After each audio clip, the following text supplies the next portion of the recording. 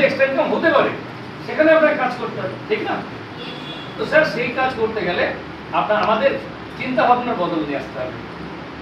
চিন্তা ভাবনার বদল বলতে এটাই বোঝা যায় যে আমরা যে পরিবারে, যে ফ্যামিলিতে যেভাবে আমরা বড় হয়েছি না, তাতে আমাদের ছোটবেলা থেকে শেখানো হয়েছিল তুই চাকরি কর, চাকরি কর, চাকরি কর, ঠিক না? মা বাবা কি বলতো, বড় হয়ে তোকে চাকরি করতে হবে, বলতো না?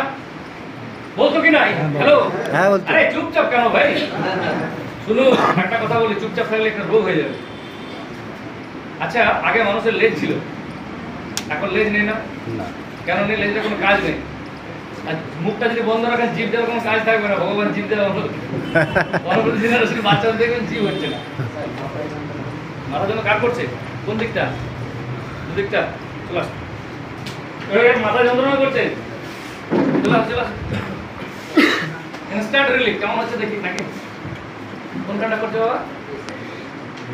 সেটা দিকটা। বাড়িতে বাবা মায়ের কারো হাই প্রেশার নেই তো? দিদি না, বাবা মায়ের কথা বলছি। যেটা করো, নাকটা যখন দাবো, নাক দিকটা জোরে শ্বাস টানো আর মুখ দিয়ে ছাড়ো। এইটুকু না, এইটা এরকম হয়ে যাবে। মুখে ছাড়ো, মুখ দিয়ে ছাড়ো, নাক দিয়ে টানো, নাক দিয়ে, নাক দিয়ে জোরে ছাড়ো, জোরে ছাড়ো। হ্যাঁ, চুপচাপ বসে করো, যেটা বলছি শোনো। যদি কারো মাথা ব্যথা করে, সঙ্গে সঙ্গে রিলিজ করার জন্য শুনে নেই। ধরুন এই দিকটা ব্যথা করছে, কি করবেন?